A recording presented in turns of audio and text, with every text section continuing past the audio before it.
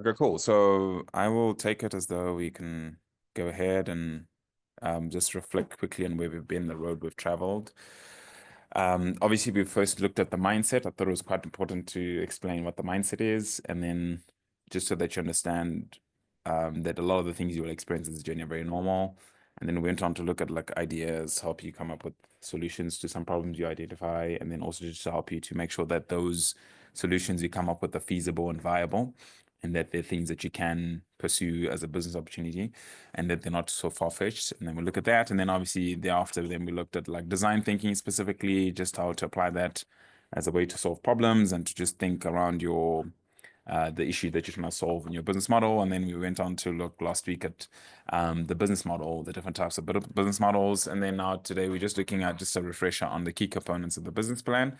So, and then we'll also look just at one business plan online that I'll present something quickly of an example of a business plan, and then I'll just sort of like walk around the room and just help you guys with your write-ups. Yeah, so the business plan, how many of you have seen different templates of business plans? Quite a lot, right? So there are key things you'll see that look very different. I think the business proposal template I sent you last week, you all got that, right? It also looks very different to what you'll find online most of the time. So yeah, so that's pretty normal. But I think that the outlay might look different. It's just important for you to note that the components are not always, they're not very much, you know. So yeah, I think that's the main thing. All right, cool. All right, so here are the components. So if you structure it, business, basically this is the structure I want you to follow, or you can just use the template I shared with you. But this is typically the structure of a business proposal. Very simple, to the point, table of contents. It's just basically, yeah, I'll explain all that. And then executive summary, business overview, market analysis, economic analysis, and implementation.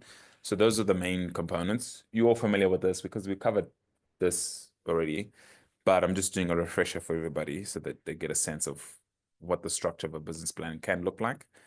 So the executive summary, how many of you are doing your masters here or honors in the room? Okay. Your journal articles, how many of you have seen the abstract of the journal article? How helpful is that when you're reading? It's very helpful for the reader, right?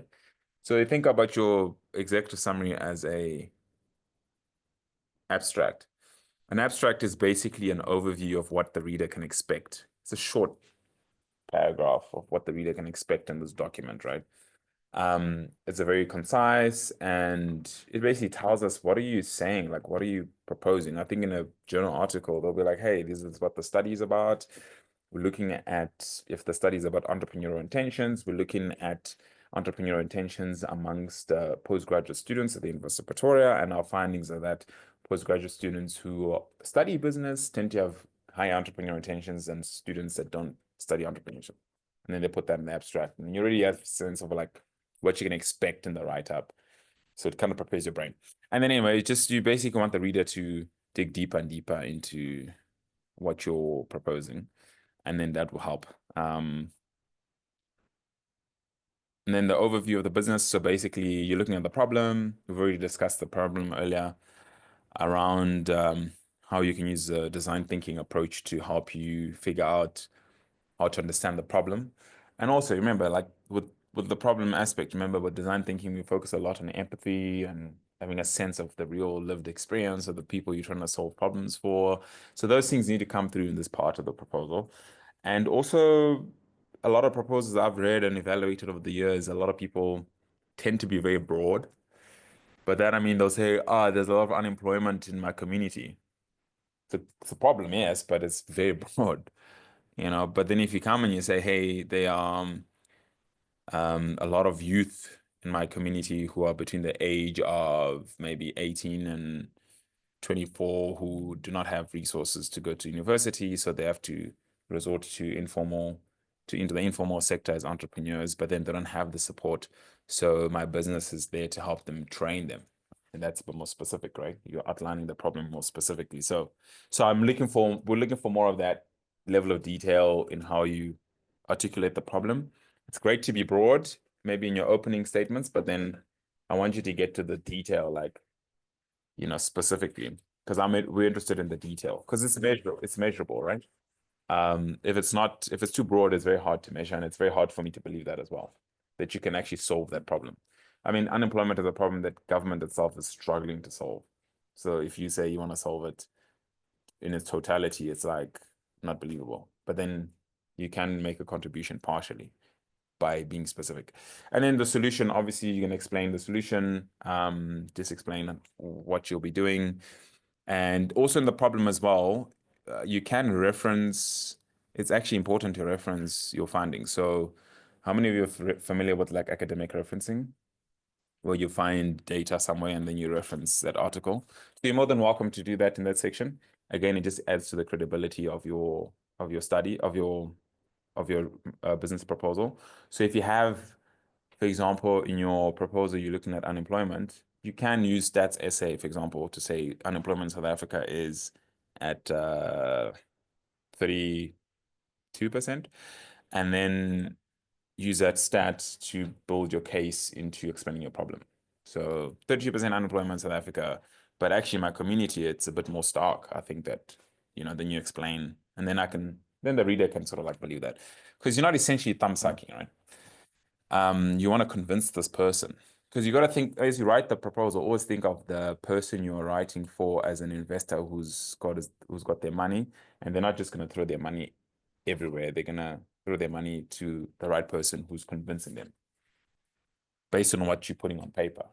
Yeah, and then you solution and value proposition or social value proposition. How are you solving this problem, and what is the value add, right? What makes your solution different to what's possibly out there? And if it's the first solution, then yeah, that's great. You state all those things in there. And then you just articulate that in that proposition under that section. And then market analysis. So I want to know market research. So if you're looking at solving a problem for a particular market, let's say in Hatfield, let's use the Mojagabedi garden as an example, right? Where we have a garden that is going to be run by scholars, and the scholars are trying to solve the issue of like of food, access to vegetables and so on in this community. It would be quite cool to get a sense of like if there are any fresh vegetables available in this area. Where do the students go and get vegetables? Do they always go to Pick and Pay? Why do they go to Pick and Pay? How much are they paying at Pick and Pay? How much do they pay at Spar or Checkers, I think? And then didn't find out if would they be interested in buying vegetables from us, and how much are they willing to pay? So that's all part of market research. So you actually have to go out there and get a sense of what they actually want. Remember, it goes back again to design thinking, empathy, getting to understand the problem, getting to define the problem. When you understand what the problem is, you're not going to do that in isolation. You're going to have to go and speak to people. And you can speak to 20, 30 people. It just gives you a sense of what people think. And then your target market, are you going to be targeting students? If you're talking to students, are you targeting undergraduates, postgraduates? Are you talking to students in res? Are you talking to students that cook? How are you going to know this is your target market? Why are you targeting those people? So it's just being crystal clear on who you're targeting. Competition analysis, possibly you would obviously be competing with the current people that are selling vegetables in the market. And you would then look at what makes their offering a bit limiting, and then you would then extend to justify again like why you are starting this. And then marketing strategy, how are you going to communicate to the student community? Are you going to flood the WhatsApp groups?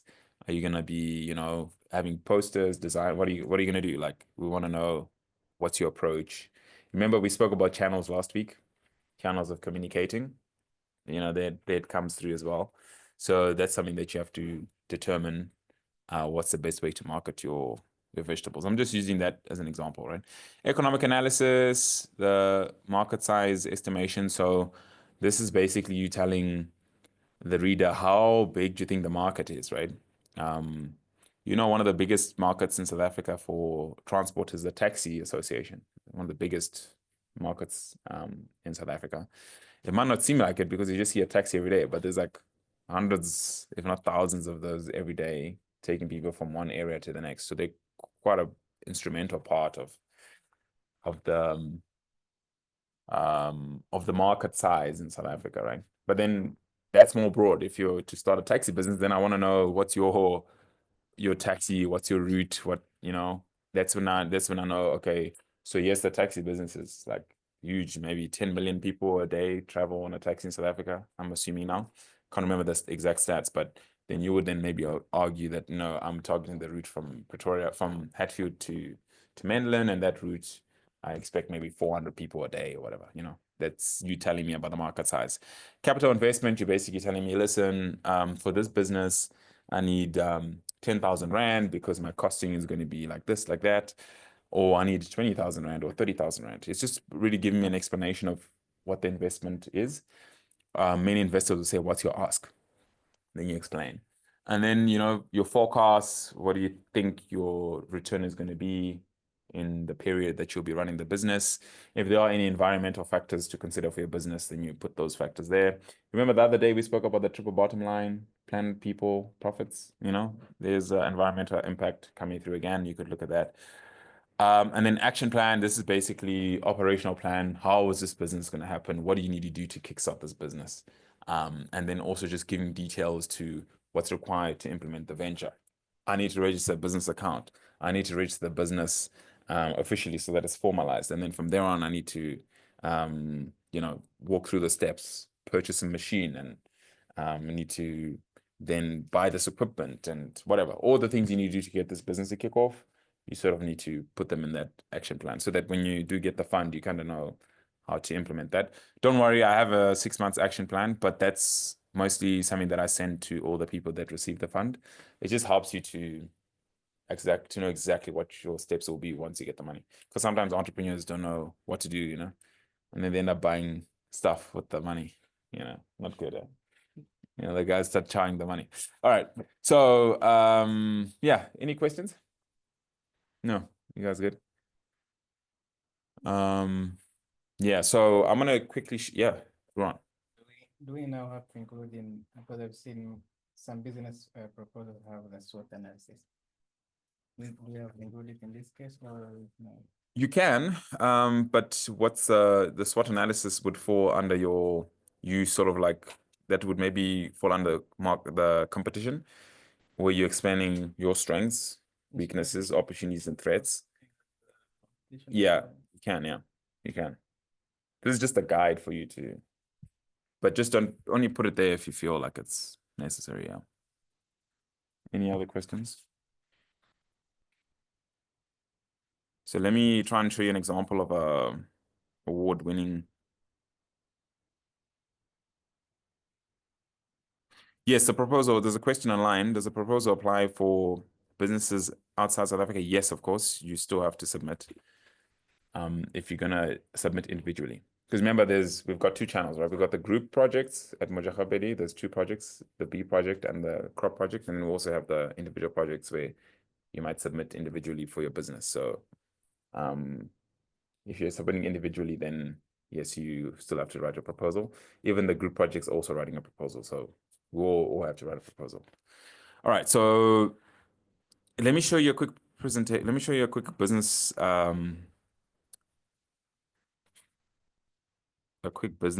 plan here of a business that is an award-winning business. Just I want you to show you just how simple this can be, right? Let's see if I can find it. Sorry, just hang on there. Just hang in there as I find this.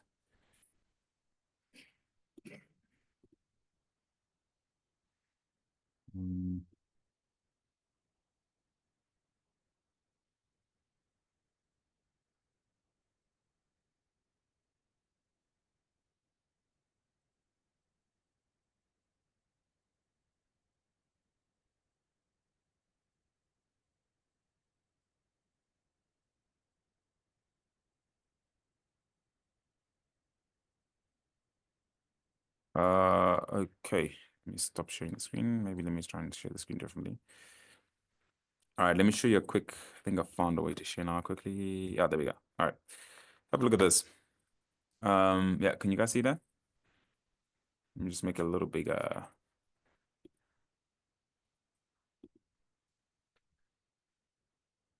All right. So this is you can all see that, right? Okay, cool. So this is a business proposal submitted last year. It's a mental resilience board game for kids. It's just proposed, and the business called Mental Wealth. Here they just put an example of how this is solving some sustainable development goals, goal 3, 4, and 10. It's a group project. So if you're in a group, this is how you can possibly structure your business proposal. I'll send this through to you as well. Again, table of contents, like I said, gives you a picture of what's expected in your, what the reader can expect. Yeah. So it's just, yeah, the guy will just scan through and look at, okay, what's coming in this proposal. Again, executive summary gives you a snapshot of what the business is all about.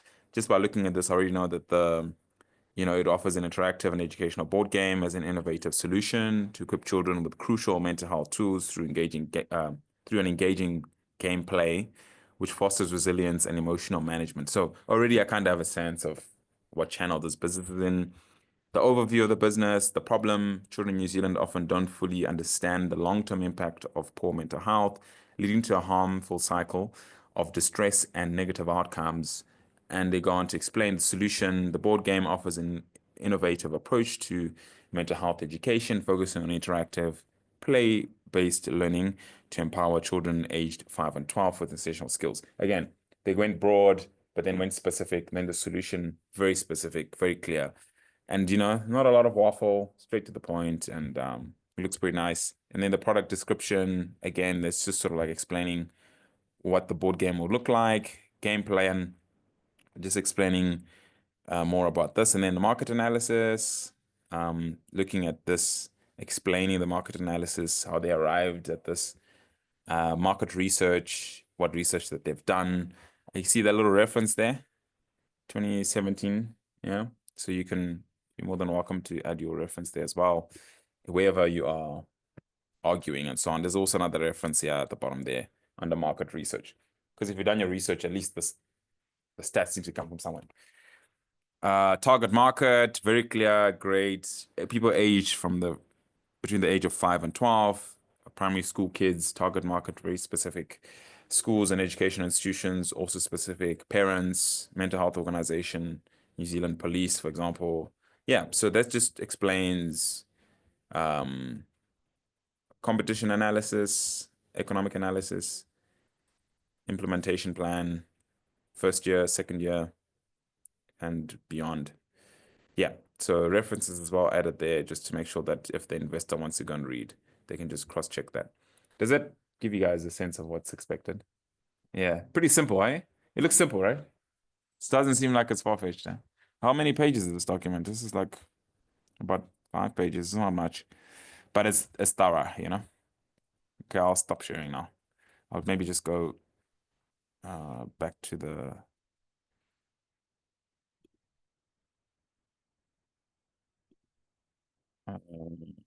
yeah.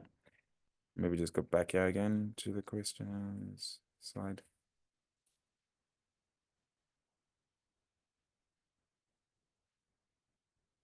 Yeah, any questions? You guys could have a sense of what's expected, no? Just maybe leave it like this for a bit. No. So that would, okay, so that's a good question. I know it sounds funny, right? You asked if you can reference a friend. So a big thing of entrepreneurship is like proving your ideas, right? So all the stuff we're doing is assumptions. And then now we have to prove that these assumptions are real. And you do that by doing surveys. So a great way to capture your friends' opinions is to do a survey. So I did a survey for Masaka Foundation scholars, and I surveyed 40 people. And these are the findings we got. So yeah, there is a voice for the market to express themselves, but you would have to do a couple of surveys. It wouldn't take long. Like even on your phone, you could create something on Google Forms just to ask people around. Yeah. Any other questions?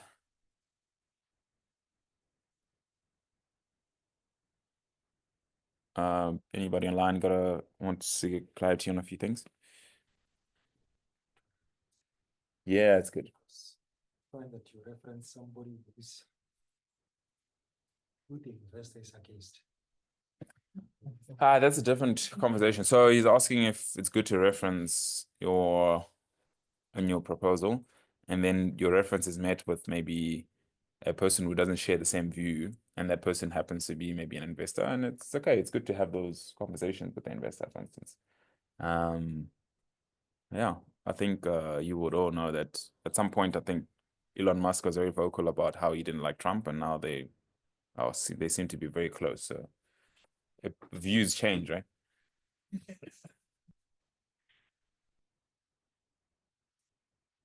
Yeah. Not only in politics, but in business too. Yeah. So anyway, any questions online before we wrap up? Is it anything there, Tony? On the nothing. Okay. Okay, cool. So yeah. The other last week we shared that the proposal, the template, and however it's a little different from this. It is a little different, yeah, but just follow the template I sent to you. I just use this just to prove that there's different ways of doing the same thing, but the core doesn't change. Yeah. Problem, solution, how are you gonna go about it, market research, all those things still remain the same. So the template I shared with you is perfectly fine. I just shared this just to inspire your thinking. So, your opinion. You looked at like a couple of proposals and so on, but which section do you feel like is the one that grabs your attention? Meeting between like the executive summary, business overview, and so on. One details is like a young that you need to have like the most compelling problem statement or introduction. Yeah, good question. So I think your business proposal is like a chain, you know, it's only as strong as the weakest link. So everything has to be pretty tight. And I think the tightest part of the chain must be the problem. What is the problem that you're solving, right? If you're clear about the problem you're solving, then that informs the solution. And then the solution would inform us to understand how you're going to go about possibly solving that problem. Well, how are you going to go about bringing your solution to the fore, like in the market, what's your market analysis and so on. So everything is sort of linked and everything speaks to each other. And then obviously your finances are also linked to that as well. Yeah. So all parts are very important. I just think that everything really starts with the problem. Even with your research and in your research journey now, everything starts with your research problem, right? Like if your research problem is not good, your supervisor will be like, nah, let's rework this, let's change that. So yeah, same with business as well, because that will inform like the whole business plan. Yeah. The business structure. What do you mean, like the format? Oh yeah. Okay, cool. So yeah, I think another big part of like, I think you remember last week we spoke about key stakeholders. You guys remember that? Or key partners. You guys remember that? So partners can be people in the business, people outside the business. So for example, with the Mojakabedi project, scholars are key partners to the project. And then the consultants we're working with are also key stakeholders in the process. So you can add that. You'll see when we get to the elevator pitch, your team is also very important. But for now, don't worry about it right now because that's more of an implementation problem that we would have to figure out. But for now, if you're submitting your proposal individually, you are the project lead. And if you're submitting your project collectively, then like you see, there's like different names on the project. So you can just do the same, just have different people contributing to or you can break the work down as well. One person focuses on the problem, other person writes the other part. So you guys can share the workload if you're working as a group. Yeah, but it's good question now. Yeah. Let me have a look. Okay, there's 3 questions. So let's say my survey requires me to interview my target market. Do I need to record it or just note down key points? Well, there needs to be some evidence that a survey took place. I think that's the biggest thing, because otherwise people just come and they cap, about their evidence. They'd be capping the whole way. And the investors will realize, nah, this person's lying. So I think it's important to use Google Forms, and all of you know how to use Google Forms. Google Forms, just send that link through to your friends or to the people you're targeting. At least it keeps a record of like who completed it and what their actual thoughts were. Yeah, I think that's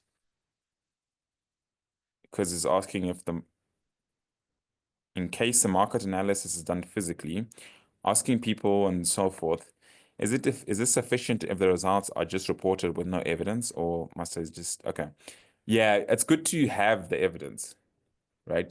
And also you can forget, right? If you do word of mouth, you can forget what they were actually saying.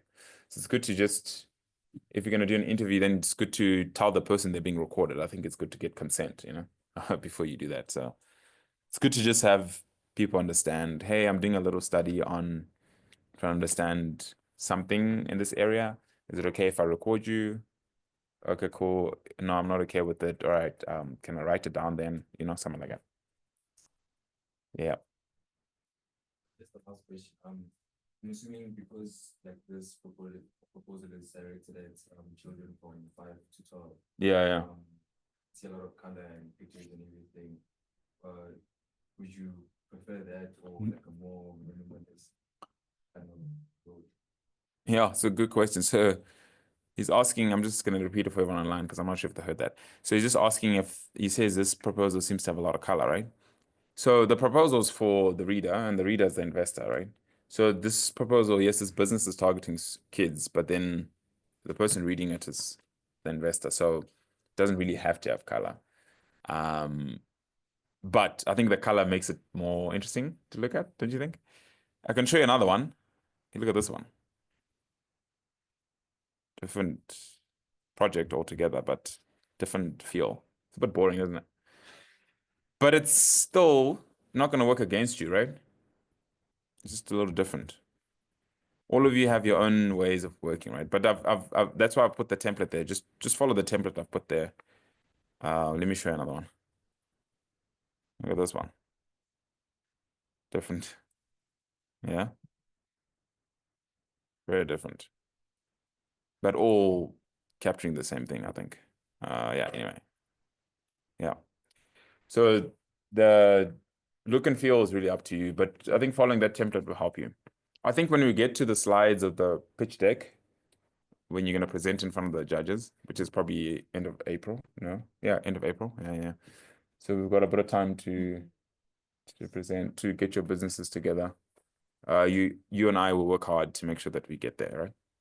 I want you guys to get there and to be strong and to impress those guys.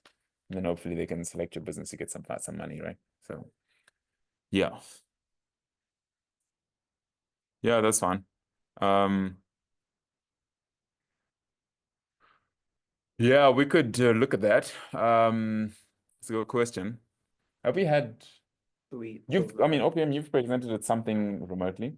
Yeah, I think it was just me that presented because my partners doesn't have to say anything. Oh, because okay. It's like a pitch deck.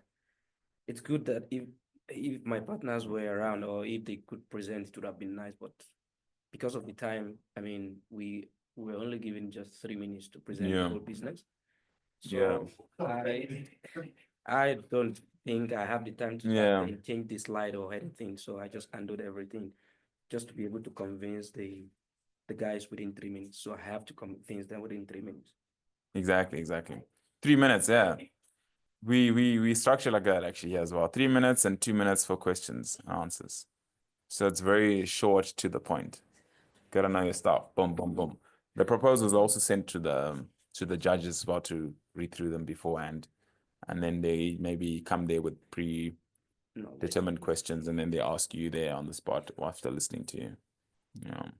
It's important to do the pitch deck because sometimes you just don't have a lot of time with somebody, and sometimes you just want to hook them in quickly to what you need and then see if they respond. There's no harm in trying, I always tell people this crazy story that happened to me in 2018 actually.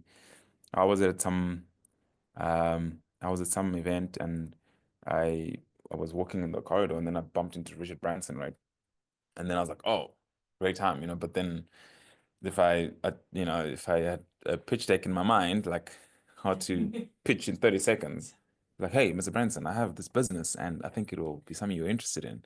I'll be happy to tell you more about it, can I be in contact with you, then maybe you would have said, yeah, sure.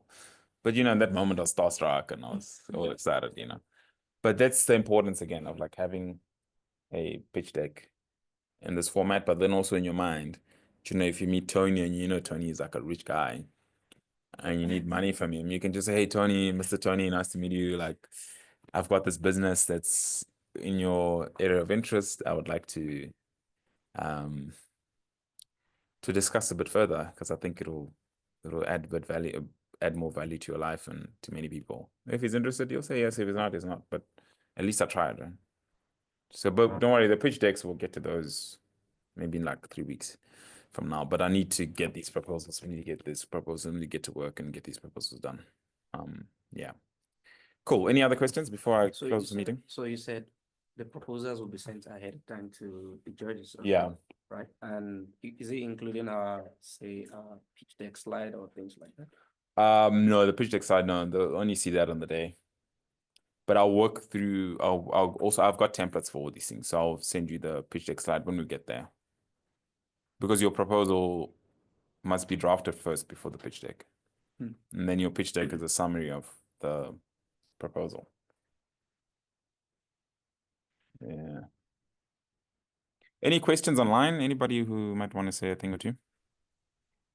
Hi, Lennox. Can I just comment? Yeah, sure. Please go ahead. Let's see here. I just wanted to say it has been interesting to observe young upcoming entrepreneurs who are very eager to bring change with their brilliant ideas, and also to observe the remarkable support and guidance from yourself and the entire Mastercard team. So all I want to say is that I'm looking forward to those great business ideas. Thank you. Thanks, Let's-Go. You're so kind. That's Let's-Go. She's our monitoring evaluation officer. Yeah, you've met her before, right? You haven't. Oh, just here in the office. You can go say hi afterwards if you want. Tony, you want to say something, my friend? Tony's itching, eh? You can see him. He's itching to say something.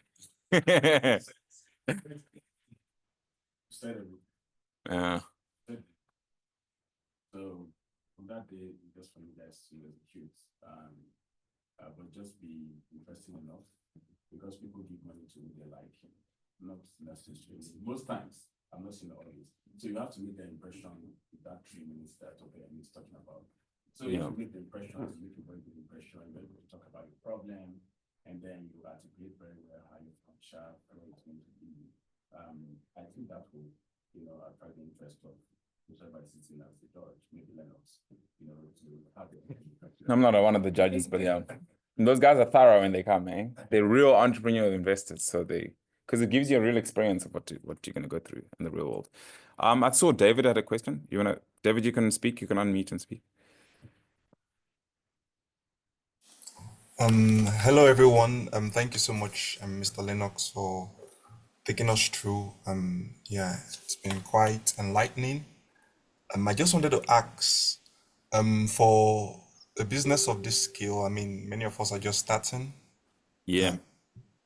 What's the ideal sample size to survey, from your target markets? So imagine you are looking at high school students,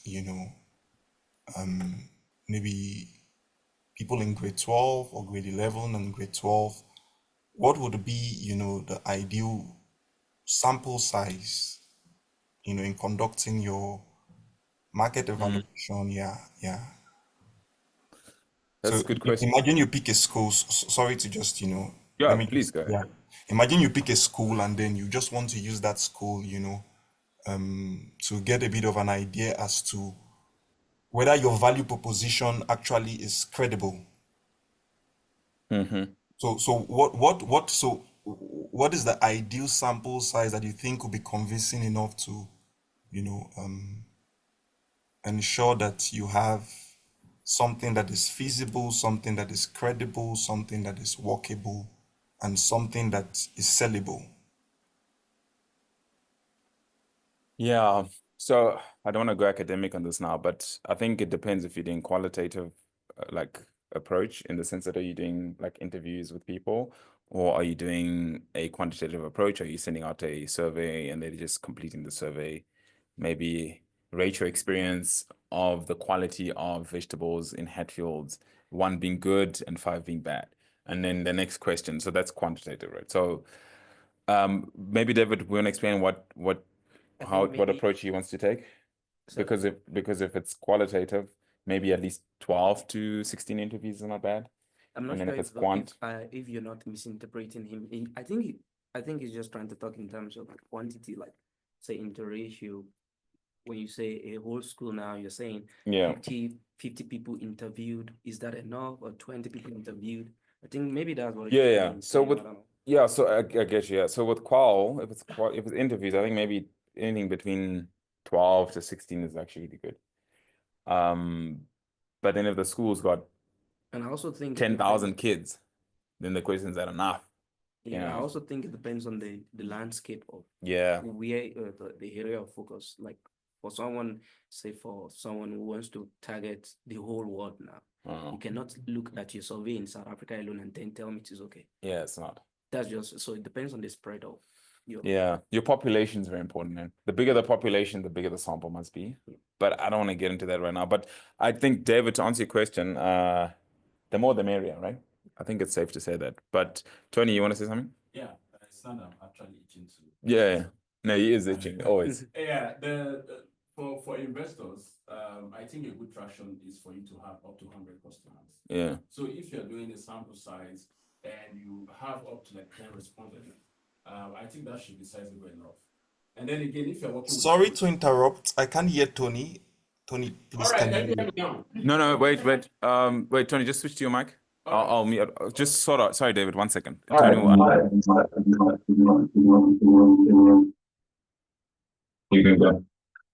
All right, David, are you hearing me now? Yes. I think it's much better now. Yeah, I said for most investors, what they consider as traction is for you to have up to 100 customers. So if that is the case, if you have up to like 10 respondents, then I think that should be helpful. Then again, since you're working in school, you want to ascertain who is your actual customer. Is it the students or their parents? You know, and again, around that, you also have to look at the issue of consent. If they are old enough to actually give you consent to, you know, for you to take their data. So those are the issues, but I think 10 should be okay.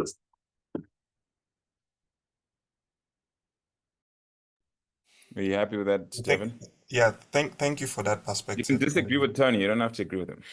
Yeah. I think I've gotten a feel as to, you know, different perspectives being shared in the room, and I think it just gives me an idea. I mean, I won't tell you there's a specific number I have in mind, but Yeah. you know, from everything that has been said, I think, you know, I have a bit of an idea as to the ratio to work with. Yeah, true. Yeah. Look, I mean, if this stuff was easy, everyone would do it. You know what I mean? Like for real. That could really be, everyone would be entrepreneurs, but it's, you know, not everyone wants to go through this process. Yeah, it's not easy. So we're now. He's putting words in my mouth, man. No, but it's really difficult, and I think that's why I appreciate everybody that comes through to these sessions, because I know some of you are banking class, which is not good, but I know that you're here because you want to be here, and you've seen gaps in your market somewhere, wherever you come from, and you want to pursue those opportunities. And you know, there's only lessons to learn from this journey, and money to lose in this journey, and money to make in this journey. So you know, you'll experience all 3 things. So yeah, I'm glad that you're here. So any other questions online, and before I sort of wrap this up, and then we'll have I'll just go around the room and check what people have written on their proposals so far. I don't know if there's anybody online who's written something that you want me to look at before I close the meeting. No. Can I just get a sense from Velihle, do you just want to maybe just unmute and just tell people about the B project? Because I think there's a few people here in the room as well that might be curious if they're not signed up yet. All right. Hi, everyone. So my name is Kamvelishe, and I am currently responsible for coordinating and spreading information regarding like what we're doing with the B project, which is a part of Mojahapedi. We basically got a group, and there are beehives at the garden, and we're basically working to see what we can bring out of that, how to make it profitable, how I don't know, we can make it also a sustainable project for future MasterCard students to be responsible for. So if you're interested and you've got some cool ideas about what could come from that, whether it's honey production, producing beeswax related products, let me know. There is a group that I've created, but you can just drop a comment on the general MasterCard group and I will send you a link for you to join. Thank you. Brilliant, thanks. So she's running with that project, and then we've got the crop project that we have that's also running. Do you want to just give a quick summary of where you guys are at? Tony, you want to unmute? You want to unmute, and then I'll mute, yeah, so that everyone online can hear. Okay, thank you. We are in the crop production sector for that guidance. So for those who have not joined, maybe they can come. We recently discussing on the crops that we can grow, and I think what's next, we have to maybe visit the garden again, maybe to see, and sometimes it's easy to plan if we are in the garden. So that's the next step. Otherwise, if you are willing to join, you can maybe drop a comment in the group, then I will send you the link for people to join. Awesome. That's good. And also, like, if you're not in a group, if you're not going to submit individually, just join one of these groups.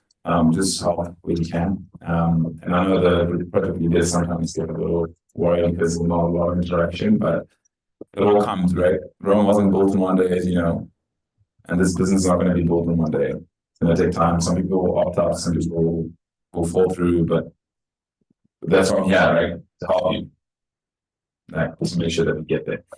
But cool. So I will be in email to send this through to you on email. Would it be helpful if I send some of these examples in email? Would you like that? Okay, cool. Don't parrot this, don't like then copy and paste it, but we just get it, draw inspiration from how they've done. And then what else is important that I missed? Yeah, I'll be open for one-on-one consultations for your write-ups. Happy for you to send me an email. I can send comments onto that document quickly. It'll take me like 10 minutes if I don't have a lot of time, but I'll be able to do it. If you want to come talk to me in person, I'm happy to assist with that. So I just wanted to make sure that we've got strong groups of business that submit later. Yeah. So if you didn't get a deadline for the submission of the proposal. Yeah, I'll send it all through on email. Okay. Yeah, I'll send you a deadline. Oh, very important. Oh, Tony, I've got a very important announcement. Sorry, guys, this is an announcement, but I'm making an announcement. So we are doing a very innovative entrepreneurship bootcamp for Master Foundation Scholars. So that's on the 5th of April. It's going to be a Friday afternoon, 24 time, from 1:30 till 4 on Friday afternoon. Yeah. On the 4th of April. Yeah. And then on the 5th of April, which is a Saturday, from like 8 until 1 or something. Why join this? Why join this session? Are you guys interested in that bootcamp? Are you pitching now? Yeah. Are you pitching now? Yeah, I am. So we are doing this bootcamp. I'm really excited about it. It's the first time what we actually want to do is we're going to create a game, entrepreneurship board game, from this entrepreneurship bootcamp. So why is it important? So that we can teach entrepreneurship gamification. So you can have a board game to learn all these things we've done in a more fun way. You don't have to come and listen to me here. You just play the game and you have a sense of what this is, what that is. So I will send an email again about that announcements. It's pretty cool. So it'd be great if all of you can participate. Limited spots obviously, but we'll keep it like first come first served basis. So when that goes out, just RSVP if you can. But yeah, we'll be happy to see what game you can create for our Master Foundation scholars on the project. Teach entrepreneurship. Are you guys down on that? That's game. Yeah, whatever. Better than Monopoly. Monopoly is boring. Better than Monopoly, yeah. So let's bring our heads together that weekend and let's see what we cook up. All right, cool. Thanks everyone online. Thanks for joining. Have a great day. We will be in touch. I'll post this online as well. Cheers.